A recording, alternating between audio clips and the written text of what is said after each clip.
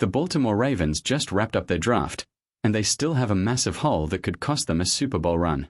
One phone call. That is literally all it takes to fix this roster. And if the front office doesn't make that call soon, they are going to walk into training camp with a glaring weakness that every single defense in the NFL already knows how to attack. Before we dive in, smash that subscribe button if you want the fastest NFL updates on the planet. Kyle Pitts. Let's open with the biggest one. Kyle Pitts, tight end, Atlanta Falcons, former top 5 draft pick out of Florida. This man is an absolute weapon, and right now he is sitting in Atlanta on a rebuilding team that has zero business holding on to him. Just before this year's draft, a major NFL insider dropped the news. Any team looking for a veteran tight end should absolutely be picking up the phone and calling Atlanta. And it went even further than that. The Falcons' general manager himself told reporters at the owner meetings that while he loves having Pitts on the roster, he is open to offers. Open to offers. The draft came and went. Pitts is still a Falcon. But nothing has changed about the situation. Atlanta is in full rebuild mode and Pitts deserves to be on a contender. He has averaged around 750 receiving yards per season, and he did that throwing with quarterbacks that were average at best. Imagine him lined up next to Lamar Jackson. Here is the thing. Baltimore already has 2 elite blocking tight ends. But when is the last time a linebacker had to lose sleep the night before a game because of a Ravens tight end running routes? That answer right there is exactly the problem. Isaiah likely is gone. And nobody currently on this roster scares anybody in coverage. Could Baltimore land Pitts for a 3rd-round pick?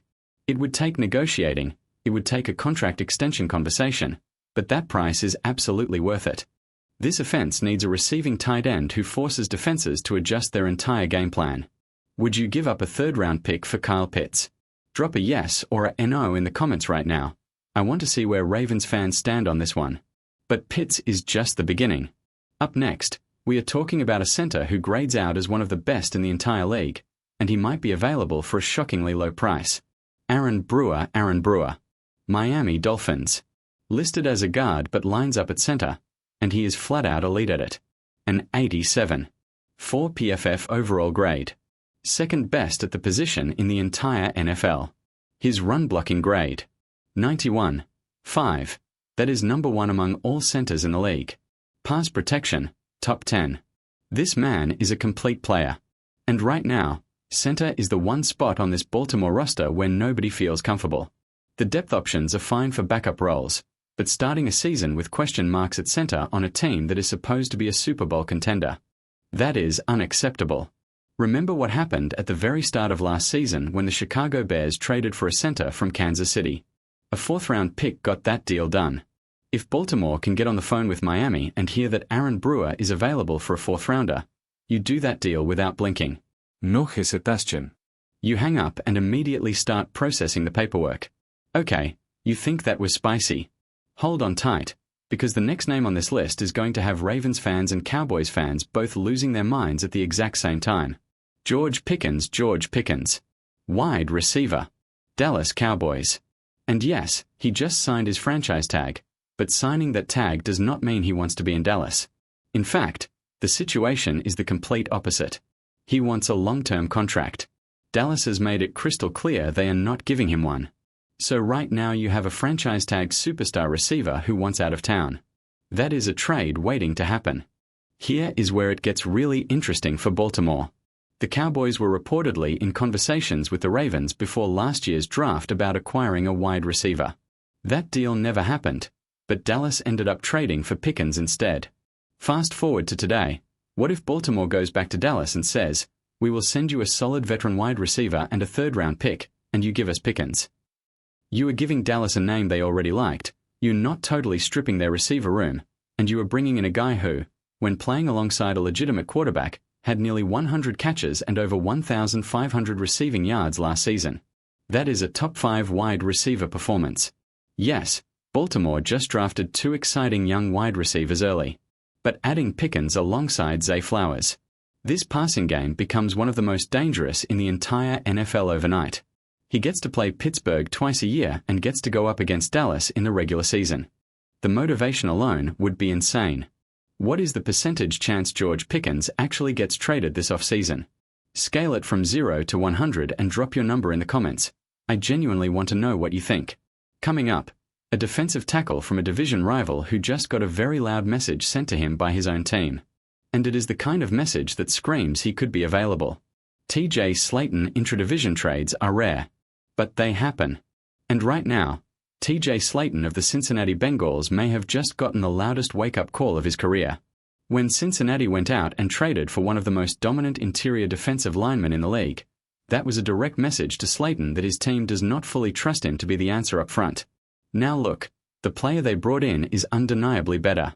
But Slaton is still a quality rotational piece, and Baltimore's defensive tackle room has room for improvement. The Ravens used a late draft pick on a defensive tackle they like, and there is even a possibility they could free up more money and a roster spot with a roster move before camp. Slaton is not the most exciting name on this list, and honestly there may be better free agent options at the position that would not cost any draft capital. But do not completely sleep on this one. Baltimore needs to add to that defensive interior before the season starts, and if Slaton becomes available at a low price, it is worth at least having a conversation. And finally, a name you probably did not expect.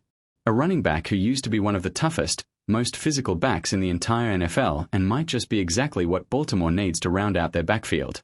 James Conner. Running back. Arizona Cardinals. This one might catch you off guard, but hear out.